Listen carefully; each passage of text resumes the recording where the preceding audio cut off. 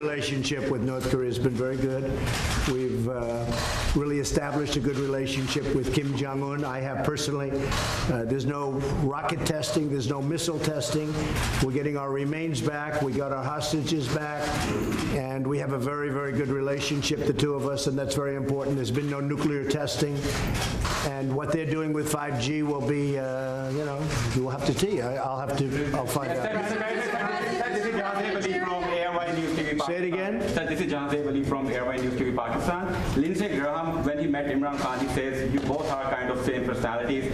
You are the president who fulfilled all your promises. You made the campaign. And the same like Imran Khan, he's also fulfilling all his promises. So how do you see this meeting, like the same kind of person, straight to the point?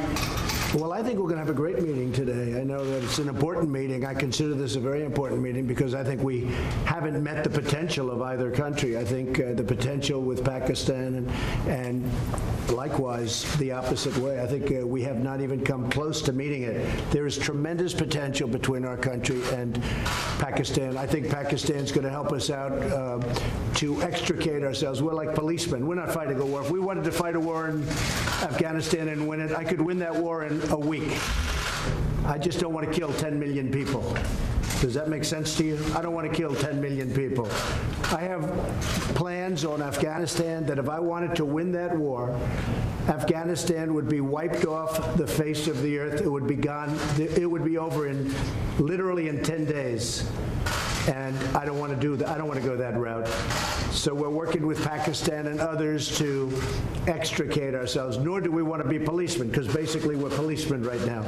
And we're not supposed to be policemen. We've been there for 19 years in Afghanistan. It's ridiculous. And I think Pakistan helps us with that because we don't want to stay as policemen. But if we wanted to, we could win that war. I have a plan that would win that war in a very short period of time. You understand that better than anybody. We've been in there not fighting to win, just fighting to. They're building gas stations. They're rebuilding schools. The United States, we shouldn't be doing that. That's for them to do.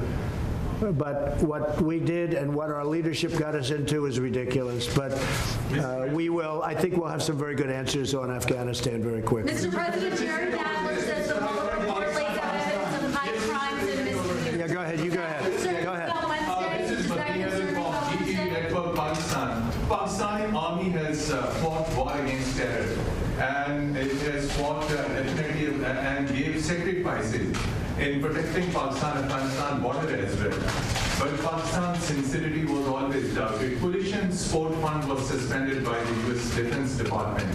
So at this time, when Pakistani economy is facing great trouble, are you going to restore any package for Pakistan? So we are going to, that's right, we were paying $1.3 billion to Pakistan as aid, working up for many years. The problem was Pakistan, this is before you, Pakistan was not doing anything for us. They were really, I think, subversive. They were going against us. And this is something we'll be I ended that about a year and a half ago, the $1.3 billion.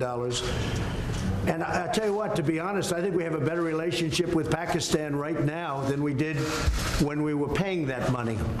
But all of that can come back depending on what we work out. We're working out things that are very important. We have I consider this very important. We're working out things that are very, very important. And I think at the end of this, at the end of a very short time, we're going to have a very great relationship with Pakistan. And we should. It's a great country. They're great people. I have many friends from Pakistan. Living in New York, I have a lot of Pakistani friends, I will tell you that. And they're great people. Smart, tough. They are tough. There's no question about that. They're like him. They're tough. No, I'm not going to be watching. Probably, maybe I'll see a little bit of it. I'm not going to be watching Mueller because you can't take all those bites out of the apple. We had no collusion, no obstruction. We had no nothing. We had a total no collusion finding. The Democrats were devastated by it. They went crazy. They've gone off the deep end. They're not doing anything. They're not doing health care. They're not doing infrastructure. They're not lowering drug prices. I'm lowering drug prices. First time in 53 years that drug prices went down last year. 53 years. And I'm doing that without the help of Congress, which makes it much tougher to do, because if they worked with us, I could get drug prices prices down in half, but the Democrats don't seem to care about drug prices. All they care about is a phony investigation where the report was written, it said no collusion. The report was written, and the Attorney General, based on the report, was easily able to find there was no obstruction. There's no nothing. They're wasting their time. And Robert Mueller, I know he's conflicted. There's a lot of conflicts that he's got, including the fact that his best friend is Comey. But he's got conflicts with me, too. He's got big conflicts with me. As you know, he wanted the job of the FBI director. He didn't get it. And we had a business relationship where I said no. And I would say that he wasn't happy. Then all of a sudden he gets this position. But you know what? He still ruled, and I respect him for it. He still ruled no collusion, no obstruction, and this thing should have ended a long time ago. This has been going on for 2.5 years, and we're never going to allow this to happen to another president again, because most of them wouldn't be able to take it. On top of everything else, we have the strongest economy. We were just discussing this with the Prime Minister. We have the strongest economy that the United States has ever had. We have the highest stock market yesterday, literally, the highest stock market we've ever had on Friday, Thursday. We've broken the record, I think, 109 times for highest stock market. But on, I believe, Thursday of last week, we hit the all-time highest in the history of our country. Our country is doing phenomenally well. Unemployment is the lowest in 51 years, soon to be the lowest in history, if it keeps going this way in a short period of time. Black, Hispanic, Asian unemployment, the lowest in history. Women, the lowest in 72 years. Nobody has ever done what we've done. Nobody's done in 2.5 years what we've done. The biggest tax cuts in history, the biggest regulation cuts in history, so many things for health care. We got rid of the individual mandate, which was the worst part of Obamacare. And what it's going to end up, if we end up winning the House back, we keep the presidency, we should keep the Senate, we should keep the presidency. I would think easy when you have the strongest economy in the history of our country and somebody's going to run against that particular president, even though in this case it's me. In theory, I have a big advantage. I don't know. I'm going to have to ask you. But in theory, I have a big advantage. So a lot of great things are happening. But the Democrats, they don't want to talk about that. They want to stay off the economy subject. And what they're doing is just hearing after hearing after hearing. It's nonsense, okay? They tried an impeachment vote, and they got slaughtered last week. They got absolutely slaughtered. It was the most ridiculous. I didn't even know they were going to do it. And I'll tell you, just in finishing, I have a lot of respect for the Democrats because most of them voted against impeachment last week. And I have a lot of respect for those Democrats that did that because they're doing the right thing for the country. No collusion, no obstruction. Okay. Can you say that there's a deal soon? Yeah, we're talking about it. Secretary Mnuchin is talking about it. We're having very good talks with the Speaker of the House, with Nancy Pelosi. We're having very good talks with Chuck Schumer, and of course with Mitch McConnell and Kevin. Kevin McCarthy. We are, I think, doing very well on debt. If you look at debt limit, however you want to define that, but we're doing very well on that. And I think we're doing pretty well on a budget. Very important that we take care of our military. Our military was depleted. And in the last 2.5 years, we've undepleted it, okay, to put it mildly. We have made it stronger than ever before. We need another big year. So we had $700 billion. We had then $716 billion. And this year, we're going to be asking for a number slightly larger than that. We're putting our military back into a shape that it's never been in before. The best missiles in the world, the best equipment in the world, the best military equipment of all. We're building submarines, the finest. Nobody can even think about competing with what we're building. We're building, as you know, new submarines. We have a new aircraft carrier coming online. It's the largest ship in the world. It's so large that maybe I could even land a plane on top of it, okay? But it's a big one. President Gerald Ford. It's a phenomenal ship. So what we're doing is incredible things for our country. You know, just about, and I might say this about the military equipment. It's all made in the USA.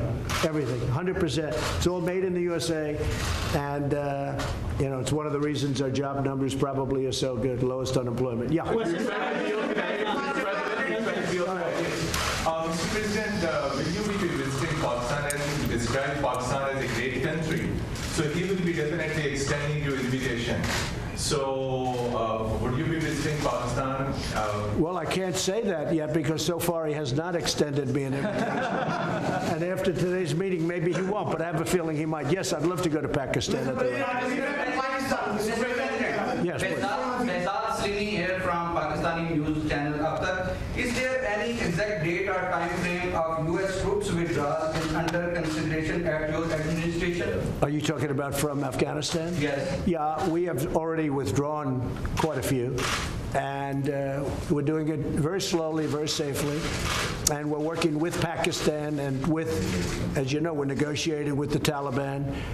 And we are doing, I think, very well in that regard. Again, it's something that we could do. We could go one of two ways.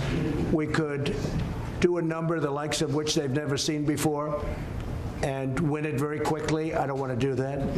I don't want to do that because you're talking about millions of people, and I don't want to do that. And we're working with Pakistan on getting a solution. And I think it's being worked very well. Wouldn't you say Will there so, still be Mr. troops there? Will there be troops there on which day in Afghanistan?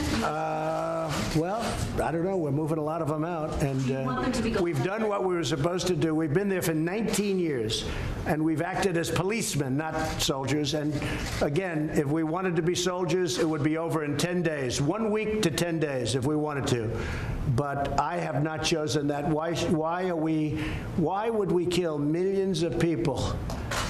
It wouldn't be fair. In terms of humanity, it wouldn't be fair. So we're doing very well, and I think that Pakistan is going to be a big help. What role do you see for India in Say it. What role do you see for India in Afghanistan? And Mr. Prime Minister, same question to you. What does India has a role to bring peace in Afghanistan? You see, this is the closest we've been to a peace deal in Afghanistan. Yeah. And there is no military solution in Afghanistan. There is no military solution because, as Mr. President says, if you go all out military, there will be millions and millions of people who would die. So there is only one solution. And I feel, and I think we will discuss this, it's the closest we have been to a peace deal. And we hope that in the coming days, we will be able to urge the Taliban to speak to the Afghan government and come to a settlement, a political solution. And what the Prime Minister, what the Prime Minister just said is a very big story, and that's 100% true. We've made a lot of progress over the last couple of weeks. And Pakistan has helped us with that progress. But a lot of great things are happening. A lot of things are happening for the United States, and I think a lot of great things are going to be happening for Pakistan, too, under your leadership. I really feel that. Thank you. Okay. Mr. President, are we closer to negotiations or to armed conflict? I think Iran doesn't know where they are. I've been watching and reading a lot of reports, and right now they're a very mixed up country. They don't know whether they're coming or going. They have tremendous problems economically. Their country's in turmoil. They're having demonstrations all over Iran. Their inflation rate's at 75%. They have a lot of problems. So whatever it is, it is. I'm just going to sit back and wait. Let's see what happens. But I will say they are doing very poorly as a country, and we'll see what happens. We did actually, because they said no, and it's a religious country or religious leaders, but they lie a lot. We did shoot down. Unfortunately, we had to shoot down a drone. The drone came down. You know how it came down with a new technology that's actually quite amazing. But we took down one of their drones. Instead of saying, yeah, that happened, they lie. They say it didn't happen. So we have, there's a lot of proof. It's called, take a look at it on the ocean floor. Just go down there, take your scuba gear and go down there in the ocean. One of you would do that, I know. But we took down a drone. I think very importantly, I read a report today about CIA. That's totally a false story. That's another lie. They put out propaganda. They put out lies. I don't think Pakistan would ever do a thing like that, right? Definitely not. Pakistan never lies. Definitely not. But Iran does, unfortunately. So let's see what happens with Iran. We are ready for the absolute worst, and we're ready for sense, too. But we are very geared up, and if they are really the number one state of terror in the world. Now, I have to say they pulled back because their money is running very low. The deal that President Obama made was a disaster because it was such a short term. It didn't cover ballistic missiles, and they couldn't see the important sites. Under this, you couldn't inspect the important sites. There were many things wrong. And of course, they gave $150 billion plus $1.8 billion in green, beautiful cash. That's called many plane loads of cash. I think Pakistan would like to have some of that cash. But they gave $1.8 billion in cash, which is unthinkable. And instead of being respectful and thankful, which frankly they should have been to the United States and to President Obama for making that ridiculous deal, instead of being respectful, they put their finger up in the air, and this finger, the thumb, they put their finger up in the air and they disrespected the United States. They shouldn't have done that. That was a big mistake. One of the best things I've done is terminate that ridiculous deal. If they want to make a deal, frankly, it's getting harder for me to want to make a deal with Iran because they behave very badly. They're saying bad things. And I'll tell you, it could go either way, very easily, very easily. And I'm okay either way it goes. Mr. Yeah, go ahead. Are you from Pakistan? Yeah, I'm from Pakistan. Good. I want a couple of Pakistani reporters. Yeah. I like them much better than our reporters. Question, 92 News, Khurram Shahzad. Question is, what do you think Pakistan could not deliver in 18 years, and you have so much hope now that it could deliver? What are those things that Pakistan... You mean what they didn't do to end the war? 18 years? Well, I don't think Pakistan, look, I don't think Pakistan respected the United States. I don't think Pakistan respected its presidents. And I think Pakistan could have done a lot. I think Pakistan can do a tremendous amount with respect to Afghanistan. They didn't do it, and I don't blame them because they were dealing with the wrong president. Who knows? But I think Pakistan could have done, they're helping us a lot now. I think they could have helped us a lot in the past, but it doesn't matter. We have a new leader. He's going to be a great leader of Pakistan. And we have a new leader here, sort of new. I'm 2.5 years now, getting to be 3 years. Can you believe it? You're going to find time flies. But no, I think Pakistan could have done a lot, but they chose not to. And that's because they did not respect U.S. leadership. That's all. Well, I'll let you know that very quickly. I'll let you know. I mean, I'm going to know soon. It's not going to be like a long-term thing. I figure things out very quickly. So the question was, that's probably the best question you've asked in a long time. First time, she's always asking Mueller. She's been asking this Mueller thing for 3 years. It's your best question. So I have to focus on that because that's such a great question. I think Pakistan is going to do a lot. I really do. I think Pakistan is going to make a big difference. I think Pakistan will save millions of lives in Afghanistan because I really believe they have a power that other nations don't have with respect to Afghanistan. And I will say, as of this moment, they're working very hard and very nicely.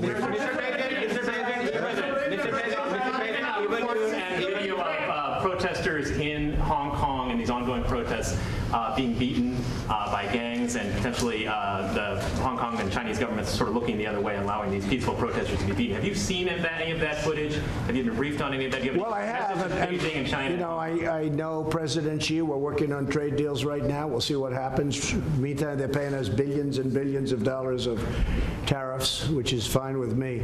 But I know that they're working. I know that's a very important situation for President Xi. And you know, you could say what you said, but you could also say that he has allowed that to go on for a long time, and you know, it's been relatively. I think it's been relatively nonviolent.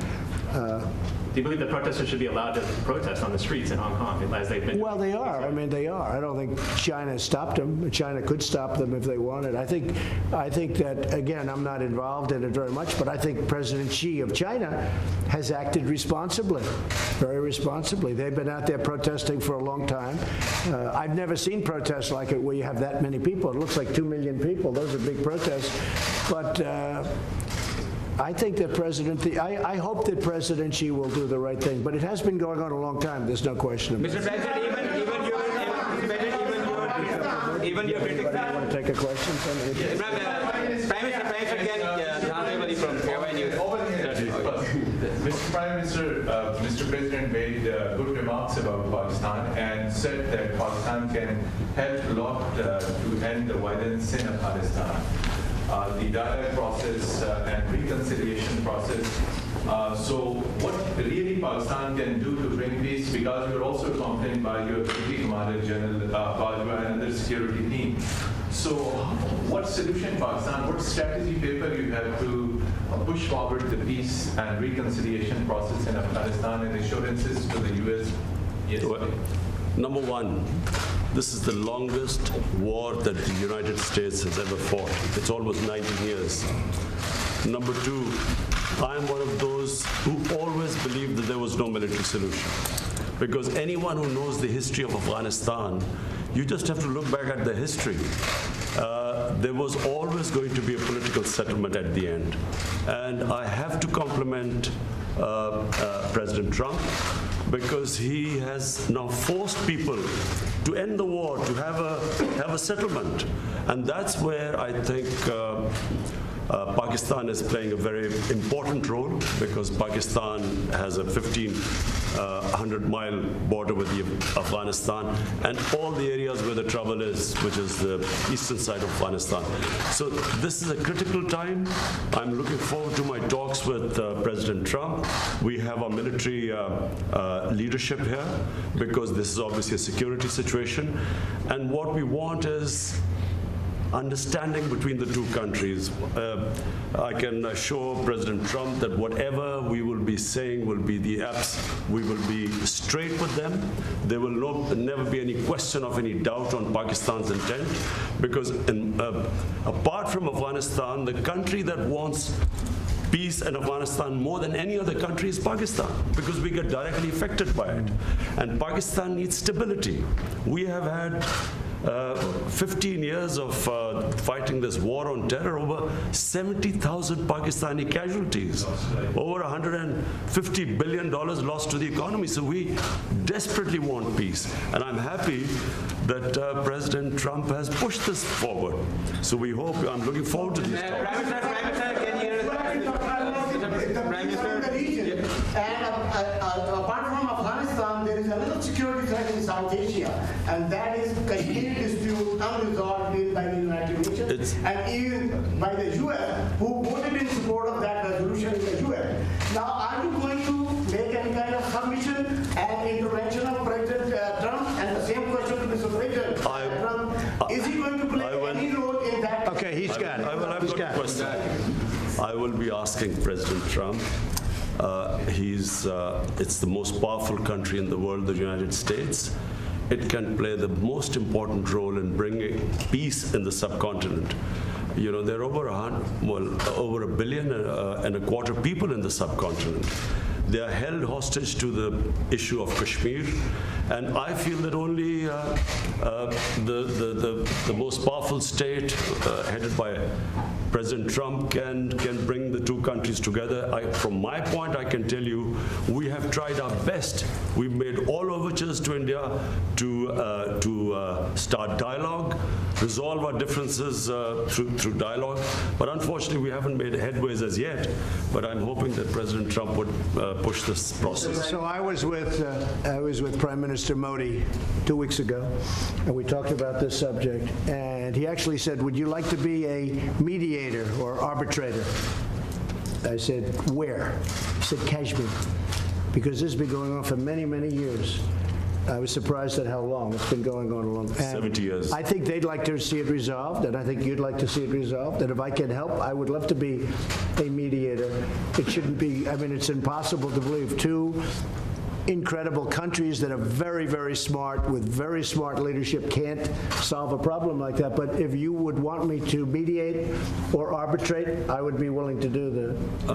President, I can tell you that right now, you will have the prayers of over 1 billion people if you can mediate and resolve this issue. It should be resolved. So, but he asked me the same thing, so I think there's something. So maybe we'll speak to him, or I'll speak to him, and we'll see if we can do something. Mr. President, even Because I've heard so much about Kashmir. Yes. Such a beautiful name. It's supposed to be such a beautiful part of the world, but right now there's just bombs all over the place. They say everywhere you go you have bombs, and it's a terrible situation. Been going on for many years. If I can do anything to help that, let me know. Let me give you one thing on Afghanistan as an example. So a lot of you don't know this, but we dropped the largest non-nuclear bomb ever built in history.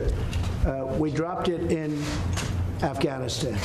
We were getting ready to make many of those bombs. This left a hole that it took out a lot of the tunnels and everything else, but it left a hole in the earth that looked like the moon. It looked like a crater from the moon, still there. Nobody's ever seen anything like it. People heard it 15 miles away. They said, what was that? It shook the earth. Non-nuclear, the largest ever made by far. And they were going to make many of them. And I said, no, we don't have to. I don't want to drop that. I don't want to do that. So many easy solutions. That's actually the easy solution. And they'd come in and they'd say, let's have peace, but you don't have to do that. I think we're going to be very successful without having to go that route. And I have tremendous confidence in the Prime Minister. All right, one or two more. Go ahead. Go ahead, please. This is the name of I'm going to raise the issue of topic in a treaty with Imran Khan and here, President, to you regarding the freedom of the press in Pakistan. There are a lot of curbs on the freedom of press, on the media, on the journalists. Can you comment on that? Go ahead. Pakistan press, to call Pakistan press as if there are curbs on it. Pakistan has one of the freest presses in the world. All you have to do is, since I've been the Prime Minister in the last 10 months, I mean, the criticism I have received from my own press, unprecedented. So to say that there are curbs on Pakistan press is a joke. When you say unprecedented, it can't, wait a minute, wait. There's no way you're treated worse than I am. Mr. Prime Minister, you are fighting, Mr. Prime Minister. You're going to have to speak because I didn't hear your words. Yeah, the question was, are you going to raise the issue of the freedom or the release of Dr. Freedom of the press? Dr. Oh, yes. The doctor who had... We will do that. We will. We're talking about hostages. We're talking about hostages being held in various places. I've had very good luck with hostages, with North Korea, with many places. They've treated us with respect, and I appreciate it. Made a big difference. We have 2 or 3 hostages that we're talking about. That's one of the gentlemen that we have heard about, and we will be discussing that with many other subjects. Yes, we will. And President Trump, just a minute, President Trump, and we will be giving you good news about the 2 hostages in a month. Thank you. Mr. Prime Minister, you are fighting.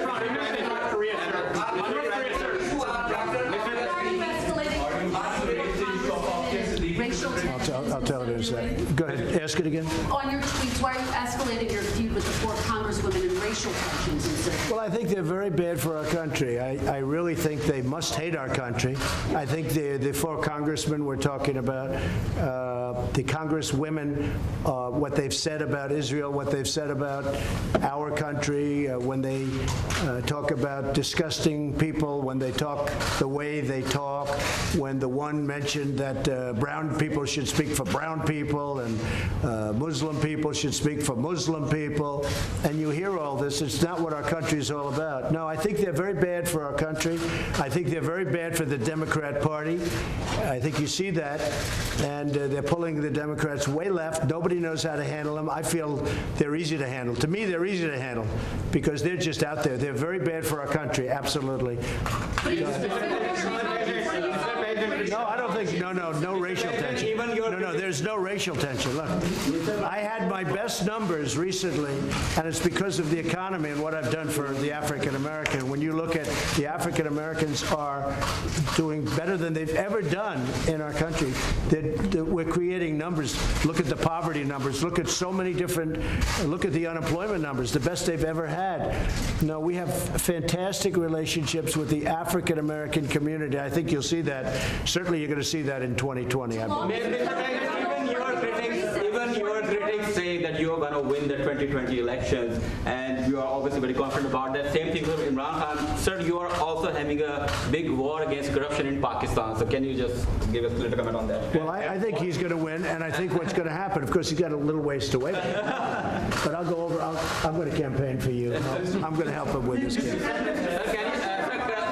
War against corruption. Can you please comment on that? Ali Imran, representing Associated Press of Pakistan. Prime Minister Imran Khan has said that Pakistan is looking for trade and economic relationships and investment in Pakistan. Are you willing to do that? Yes. Because many experts say that economic prosperity is the best antidote to extremism and militancy. I agree, and I think that's very true, and it's actually a very good question. The answer is yes. I see great trade with Pakistan, and I'm not talking about a little bit more. I'm talking about we could go 10 and even 20 times what we're doing right now. You know, Pakistan's a big country.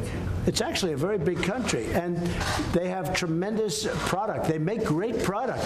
They make tremendous. I bought from Pakistan over the years when I was in the private sector. They make incredible product. They're brilliant people. They're hardworking people. I think we're going to have a fantastic trade relationship. I don't mean we'll increase it by 20%. I mean, I think we can quadruple it. I think you could go, I mean, literally, it sounds great. You could go 10 times more. You could go 20 times more. Because what we do right now is not much, and we should do a lot. So I think that's going to be, and I also do agree that that has so much to do with great peace. Having a great trading relationship has so much to do with peace and extremism in this case. I think it can have a, so I expect that we will, within a very short period of time, start having very significant trade with Pakistan. Sure, are there any working level talks with North Korea scheduled at this point since you met with Kim Jong-un? No, we just have a very good relationship, and probably they would like to meet, and we'll see what happens. There was a little correspondence recently, very positive correspondence with North Korea. Between you or? Again, there's no nuclear testing, there's no missile testing, there's no nothing. I think we will, yeah, at a certain point, when they're ready, we'll be ready. Good question, Mr. President. Good question on India. One question, please. Go ahead. One question, please. From Pakistan.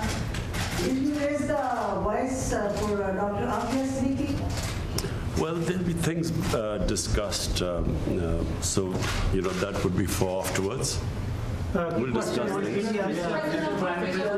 We'll be discussing it. Mr. President, Pakistan, one of the provinces of Pakistan, Balochistan, where India is sending non-state actors to destabilize, and the people from there are going to Europe and other places, and they're getting refuged, getting asylum in India, which is actually an indication that India is helping those non-state actors to infiltrate in Pakistan and create that. And one of the guys in Pakistan is holding, which was leading the network. So do you think that the U.S. will be playing a role in stopping India to, I think I can very well. I have a very good relationship with Prime Minister Modi, and I think we're going to have a phenomenal relationship with the Prime Minister of Pakistan. I do think that it's a two-way street. You know, you say India's coming in and destabilizing Pakistan, but India's saying that Pakistan's coming in and destabilizing. So there's a lot of room right there where we can meet. I think we can meet. You had a question on Puerto Rico? Step down right now. Did he step down? Look, he's a terrible governor. I think you have an even worse mayor of San Juan. She's horrible. I think she's horrible. I watched her. My people did nothing but complain about her when we helped them with their hurricane problem. The mayor of San Juan, Puerto Rico, is a horror show. She's incompetent, grossly incompetent. At the same time, the governor's not good. So the United States Congress, you won't believe this. Please close your ears, because this would be, gave Puerto Rico $92 billion last year for hurricane relief. Now, they haven't gotten the money, all of it, but they've got a lot of it, but they're scheduled to get. The Congress of the United States handed them $92 billion. and that $92 billion is in the hands of incompetent people and very corrupt people. But the governor has done a terrible job, and the mayor of San Juan she's horrible. I think she's just terrible. She's so bad for her people. And I think the government of the United States, they have to be careful. I'm the best thing that ever happened to Puerto Rico, because we did a great job in Puerto Rico. They don't like to give me the credit for it, but we did a great job. I have many Puerto Rican friends. I have a real understanding of Puerto Rico. I've had jobs in Puerto Rico. I think the most successful, I owned the Miss Universe contest, the pageants, and we had them in Puerto Rico twice, and I'll tell you, we had tremendous successes. In fact, they said literally 100%, this never happens, almost, I think it was close to 100, but 100% of the island itself was watching. They liked those pageants. So I've had a great relationship with Puerto Rico. I'm the best thing that ever happened to Puerto Rico. But Congress has given them $92 billion. Pakistan would like some of that, right? 92, not 1.3, because Pakistan was getting 1.3. $92 billion, and the money is squandered and wasted and stolen. And I'll tell you what, the senators are not happy about it, and Congress is not happy about it, because you really do. You have incompetent, totally, grossly incompetent leadership at the top of Puerto Rico. The people of Puerto Rico are great. And the people of Puerto Rico like me, and they should, because nobody's given them what I give them. But the leadership is corrupt and incompetent. Thank you very much, everybody.